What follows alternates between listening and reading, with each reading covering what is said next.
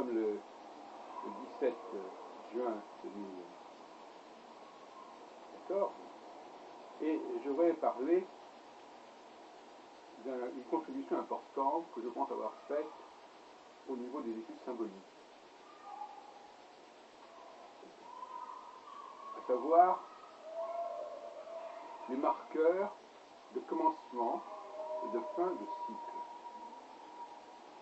Qu'est-ce qui inaugure un processus et qu'est-ce qui le clôture, qu'est-ce qui le conclut.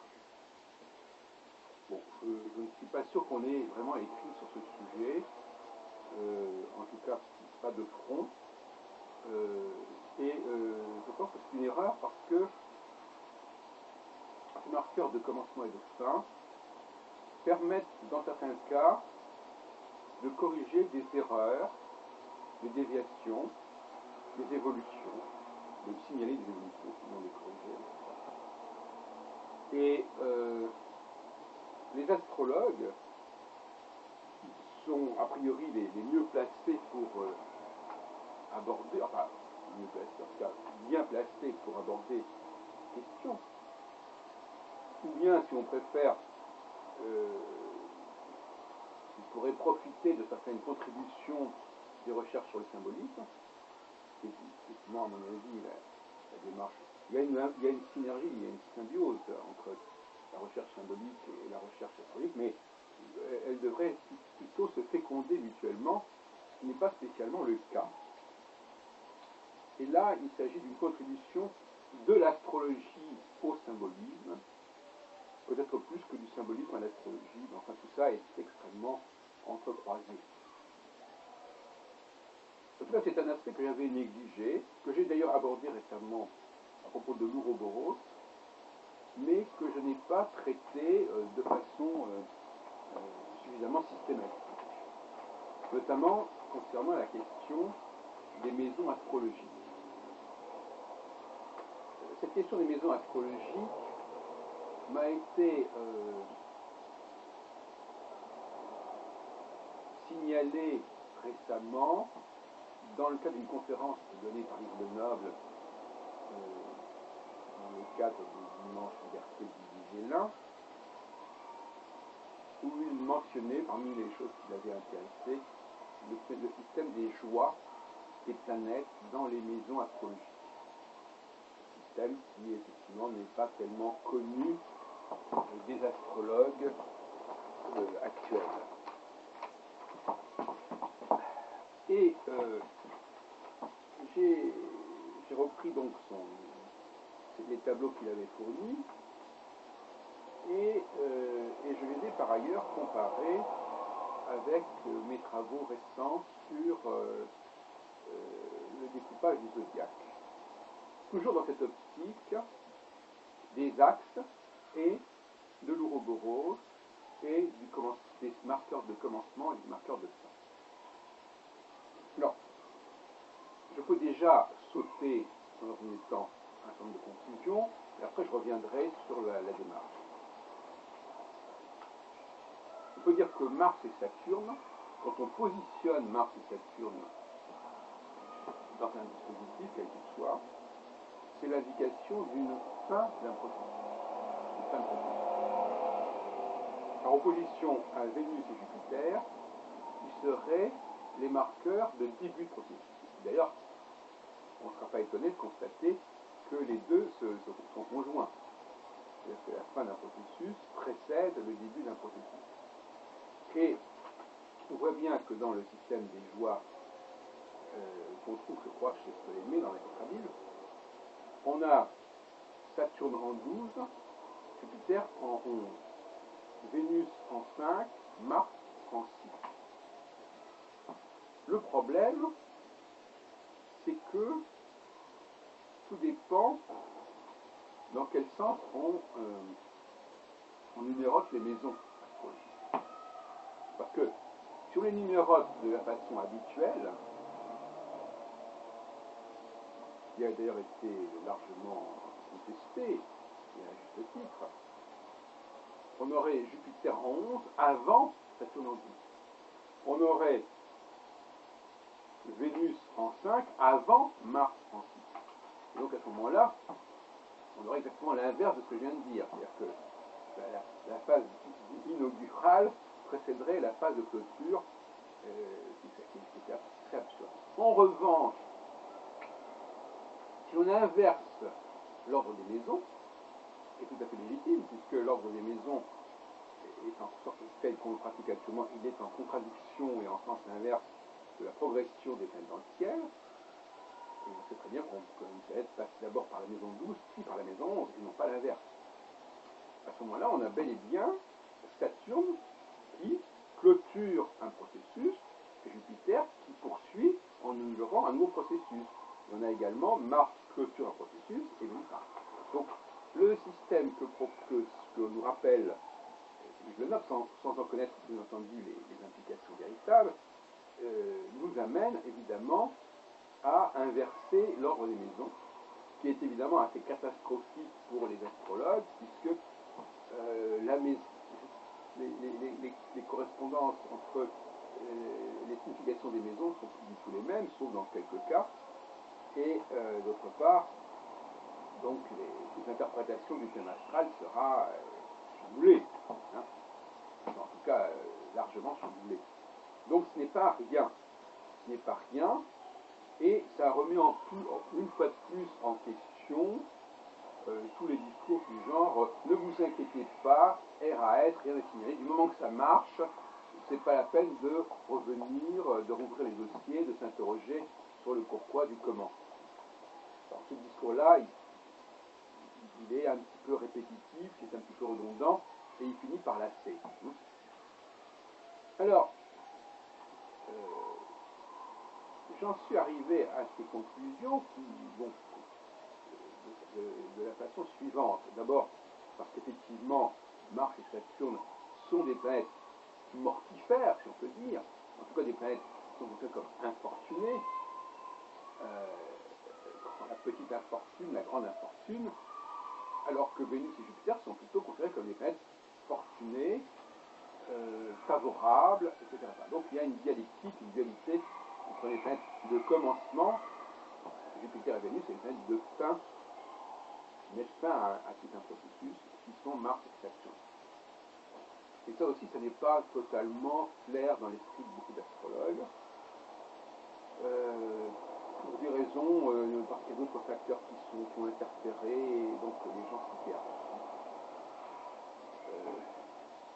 Le problème, si vous voulez, qui a éveillé mes soupçons, j'ai ça pour l'historique de ma propre pensée, c'est que,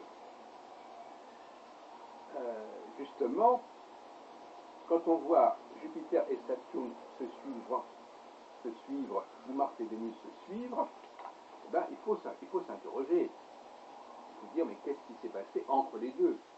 Et moi, je réponds toujours, il y a un axe qui est entre les deux. Donc, dans le cas de Jupiter et Saturne, dans les maisons astrologiques telles que je les ai constituées, l'axe c'est celui de l'horizon.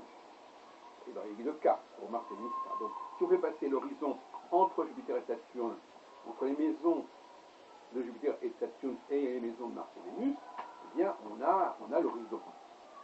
De la même façon, si on prend les maisons attribuées à la Lune et au Soleil, qui sont la maison 3 et la maison 9, bien là encore, si on fait passer un axe entre la 3 et la 4, et entre la 9 et la 10, eh bien là encore, on a une répartition cohérente, c'est-à-dire la Lune du côté gauche des maisons astrologiques et le Soleil du côté droit.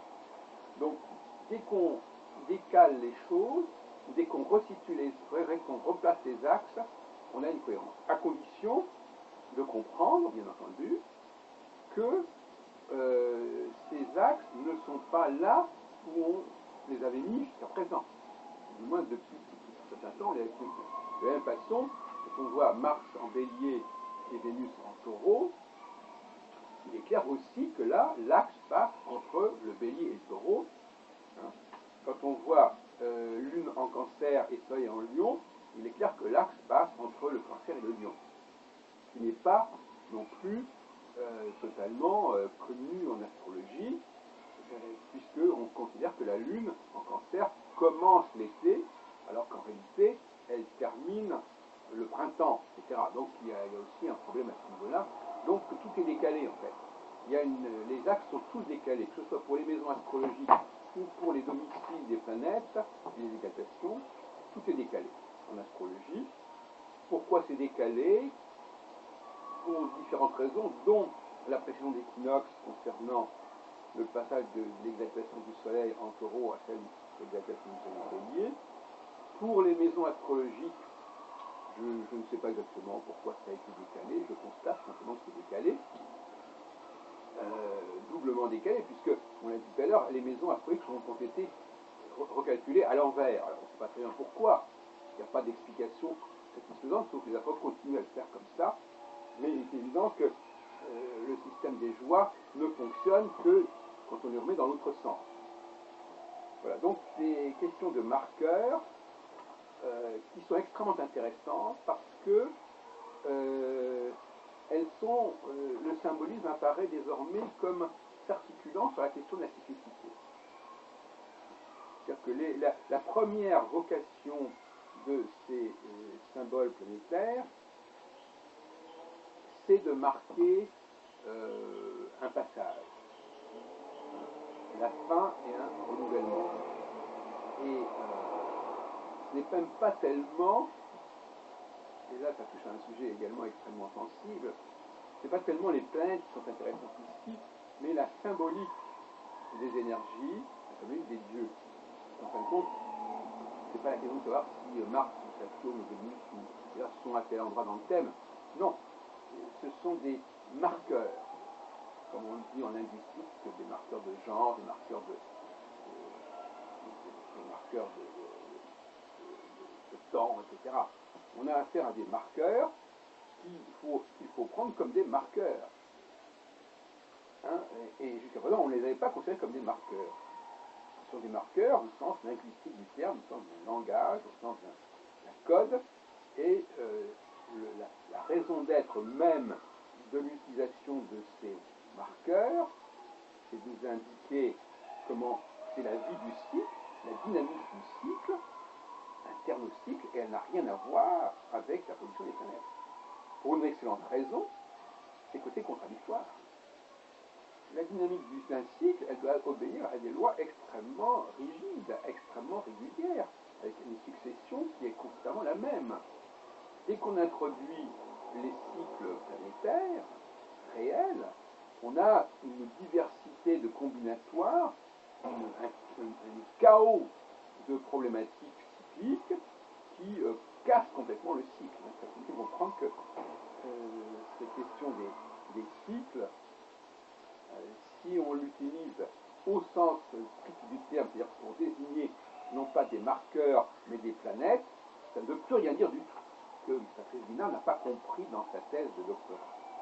Et à ce sujet, pour terminer sur la question des rapports entre astrologie et philosophie, je dirais que, contrairement à ce qu'a écrit Guinard, l'apport de l'astrologie à la philosophie n'est pas au niveau des matrices, c'est-à-dire des catégories, des concepts conceptuels, mais là encore au niveau cyclique, au niveau de la diachronie.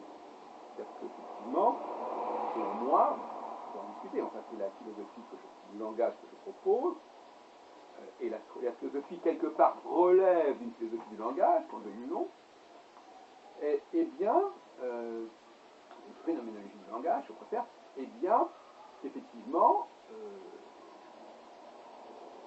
le langage est binaire, le langage est binaire. C'est-à-dire qu'il y a le langage peut dire une chose et son contraire. Non seulement avec l'utilisation de la phrase négative, par opposition à la phrase positive, par l'introduction d'un marqueur de négation, justement, ou par l'introduction d'un préfixe de négation, comme possible, impossible, ou ce n'est pas possible. Là, ce sont des marqueurs de négation. Bon, ben, ces marqueurs de négation s'inscrivent dans une dialectique cyclique. C'est-à-dire que dans un cycle, il y a deux phases minimum. Et comme il y a le jour et la nuit. Il y a un langage, si on veut dire, du jour, un langage de la nuit, comme il y a un langage de l'été ou un langage de l'hiver, Il y a un langage du chaud, il y a un langage du froid, il y a un langage du sec, il y a un langage de l'humide, du frais. Bon, ça veut dire quoi? Ça veut dire que à un moment donné, je dois savoir quel est le langage que je dois utiliser pour être en phase avec la phase, pour être en phase avec la périodicité en question du cycle. Si on divise un cycle, sans rentrer dans les détails, entre une phase A et une phase B, une phase involutive, une phase inévolutive, ou tout simplement une phase inaugurale, une phase terminale, pour envoyer cette idée de commencement et de fin. C'est-à-dire que dans un cas, une phase qui est poussée par une énergie initiale, dans l'autre cas, une phase qui est poussée par une conclusion qui est déjà programmée et qui est en ligne de mire. Dans ce cas-là, effectivement, et là la philosophie est déficiente, si on veut, si elle n'a pas un soubassement cyclique. C'est-à-dire si elle n'est pas en mesure de dire à un moment donné, voilà voilà les mots qui conviennent à la phase en question, et voilà les mots qu'il faut inverser pour être dans la phase en question. Hein, il faut tout d'un coup mettre un nom, ou un nom, NON, il faut mettre une négativité, là où jusqu'à présent il y avait une positivité. Voilà. Donc on voit bien que cette question des marqueurs de genre, les marqueurs de cycle, les marqueurs qui indiquent au niveau linguistique que l'on renverse l'ordre des choses, qu'on renverse par la négativité ou la positivité l'ordre des choses, tout ça est extrêmement important, et je crois qu'il y aurait effectivement un ouvrage à écrire sur cette question des marqueurs au niveau du cycle, au niveau du langage, une sorte de marcologie, si on peut dire, qui est à creuser, et je pense qu'il y a matière à le faire, et ça peut apporter une contribution singulière à l'étude des textes, puisque c'est quand même une de mes spécialités que la textologie.